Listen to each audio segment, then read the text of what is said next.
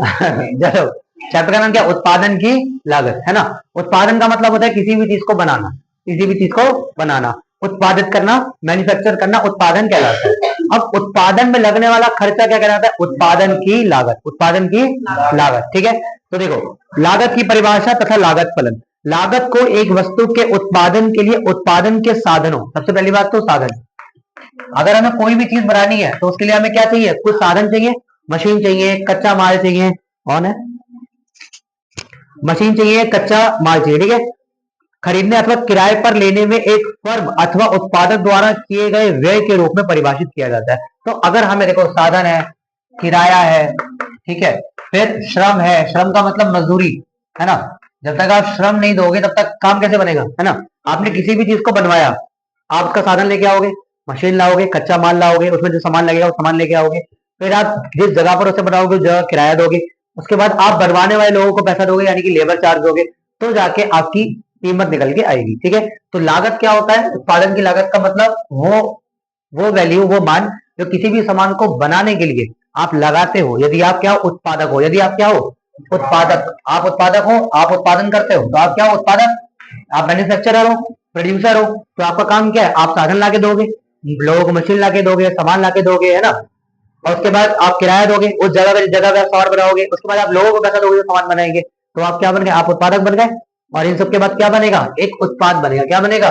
क्या बनेगा? एक। इसी को हम क्या बोलते हैं? उत्पादन की लागत। क्या बोलेंगे इसको? उत्पादन की लागत, यानी वो पैसा जो किसी भी चीज के उत्पादन में लगता है उसे हम बोलते हैं उत्पादन की लागत। क्या बोलते हैं? उत्पादन की लागत। जैसे कि आप जानते हैं उत्पादन में साधन भूमि यानी कि जमीन, श्रम यानी कि काम करने वाले लोग, पूंजी और उद्यम। पूंजी का मतलब होता है पैसा और उद्यम का मतलब काम। अब कोई काम भी तो करोगे ना। अब मैं तुमसे ये कहूं कि मुझे प्रोड्यूसर तो बनना है, पर मैं क्या प्रोड्यूस करूंगा वो मुझे पता ही नहीं है।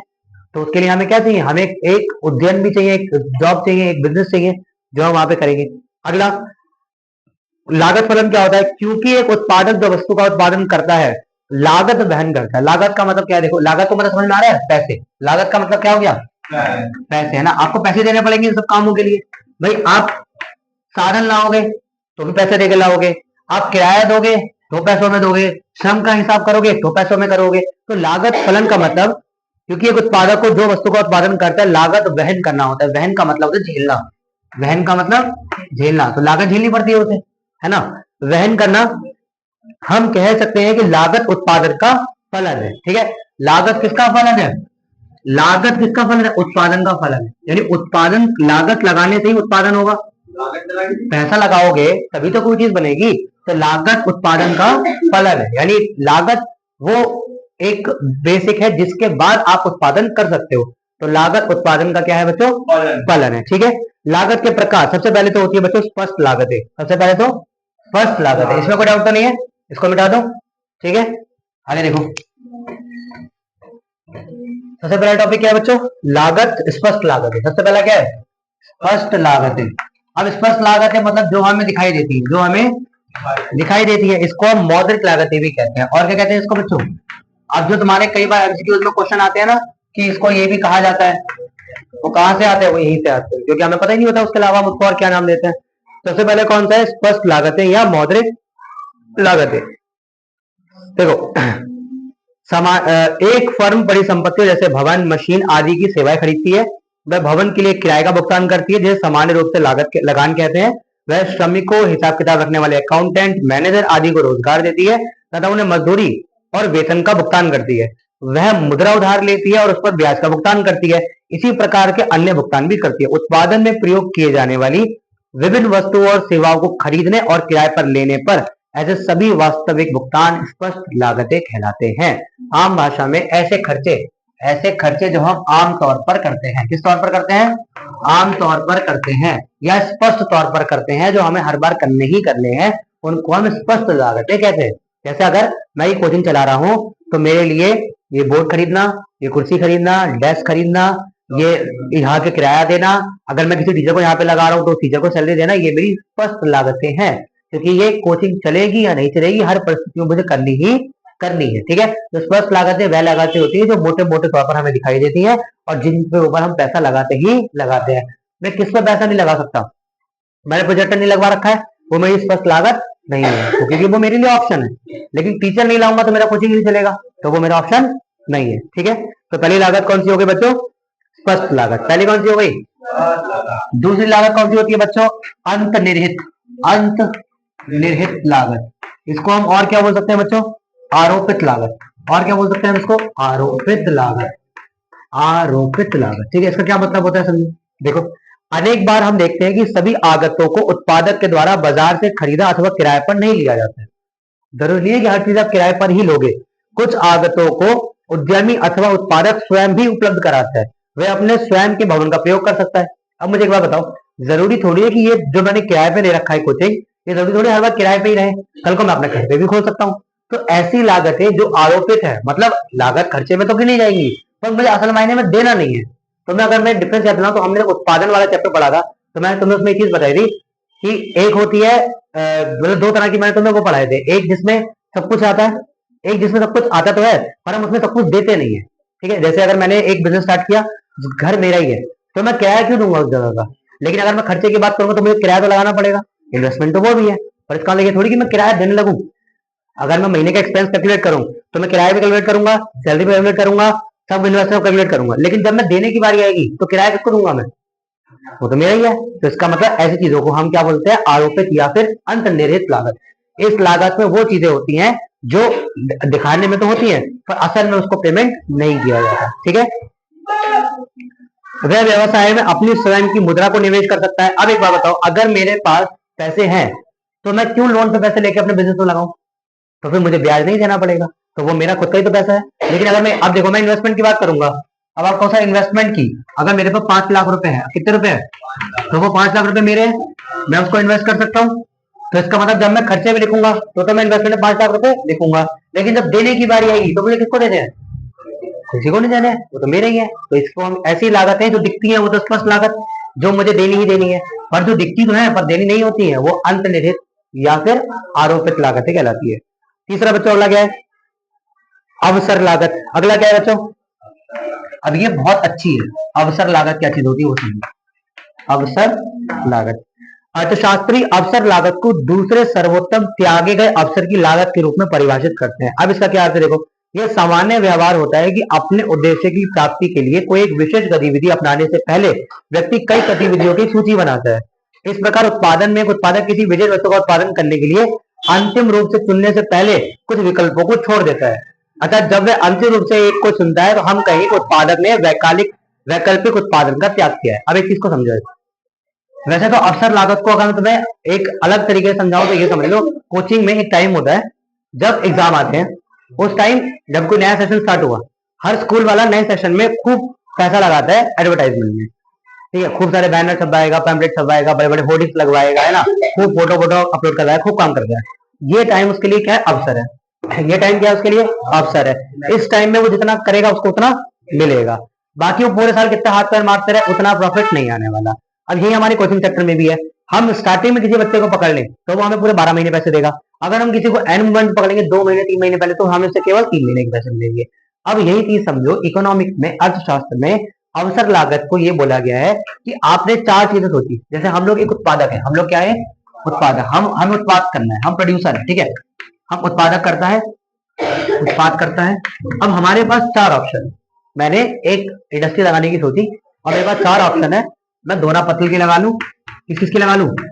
दोना पत्तल की लगा लूं, मैं चप्पलों की लगा लूं, मैं पेन की लगा लूं, या मैं बत्तियों की बना लूं। ठीक है, मेरे पास ये 4 ऑप्शन आ गए, मैं ये 4 तरह की इंडस्ट्री लगा सकता हूँ। मैंने बहुत विचार करने के बाद डिसाइड किया कि मैं पेन की फैक्ट्री लगाऊंगा। तो बाकी मेरे लिए क्या हो गई? अवसर लागत हो गई। जिसको मैं लगाने की सोच रहा हूं उसके अलावा जो बाकी चीज इंडस्ट्री है या बाकी जो खर्चा है वो अवसर लागत है।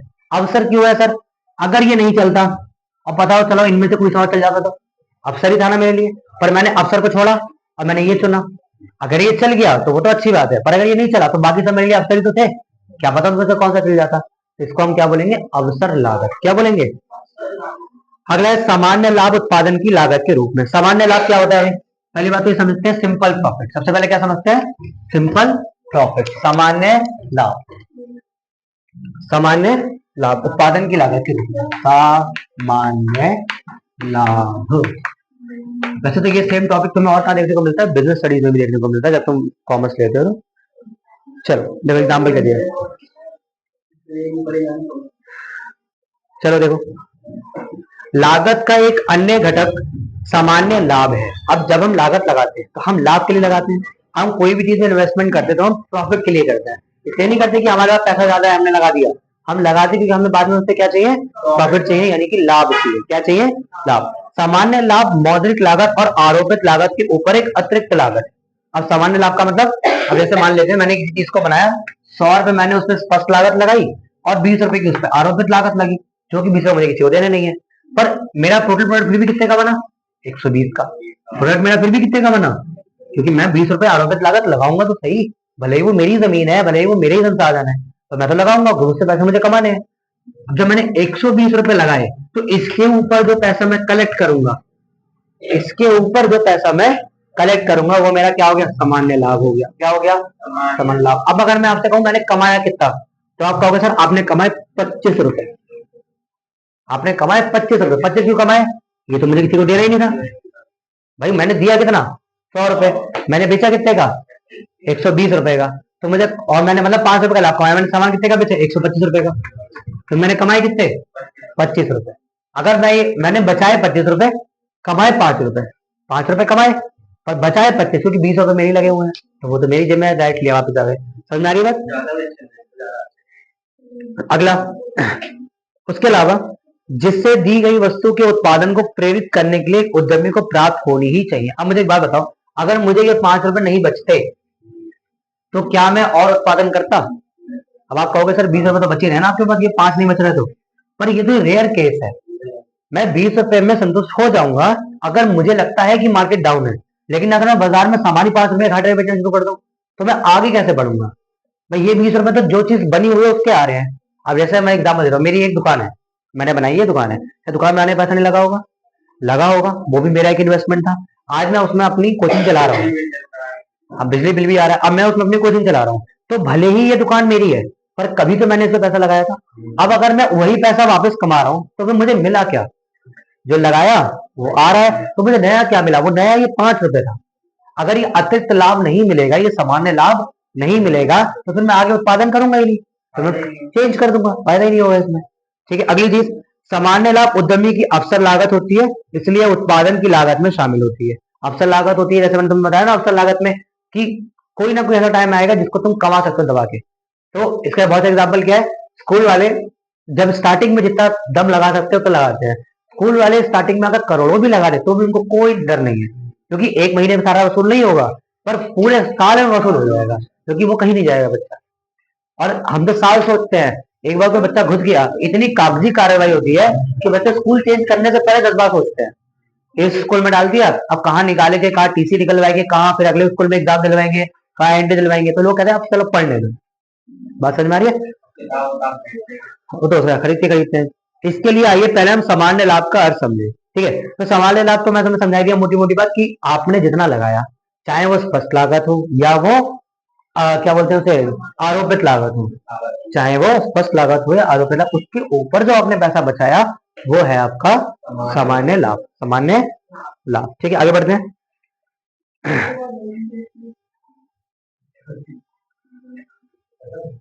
अब देखो, अगर मैं उत्पादन की कुल लागत की बात करूं तो यहाँ पे एग्जाम्पल दिया चावल। कितने एग्जाम्पल दिया, चावल। कितने एग्जाम्पल दे दिया भैया, चावल है ना। तो चावल एक उत्पाद है। चावल क्या है बच्चों, एक उत्पाद। चावल क्या है, एक।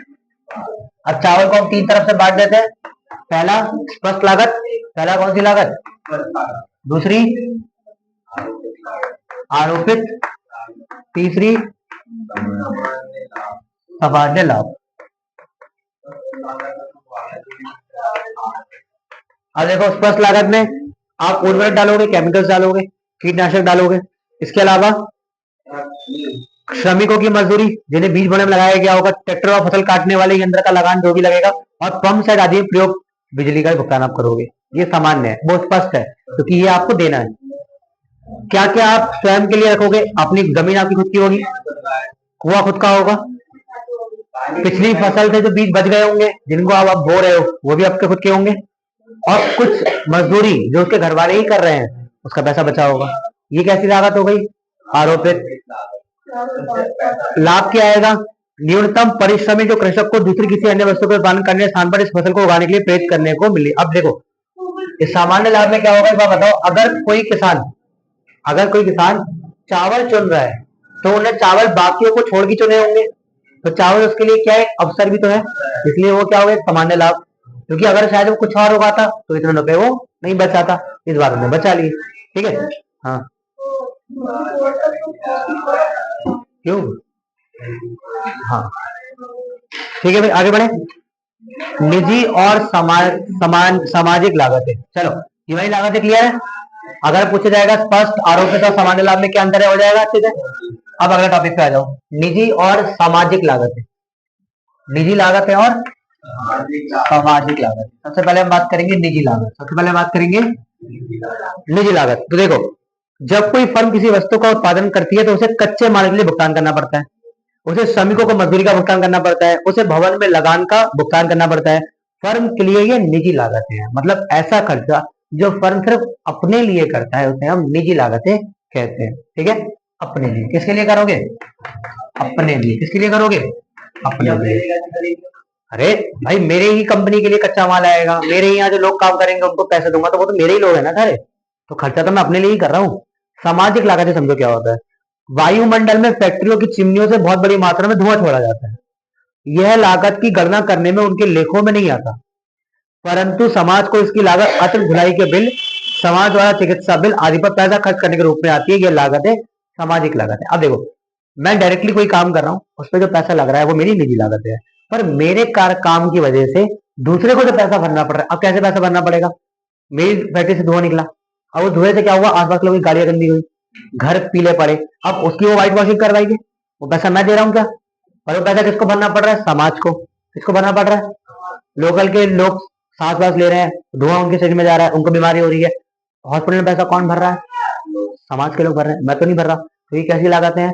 सामाजिक लागत। तो एक लागत निजी लागत जो हमें दिखाई देती है, हम अपने लिए करते हैं।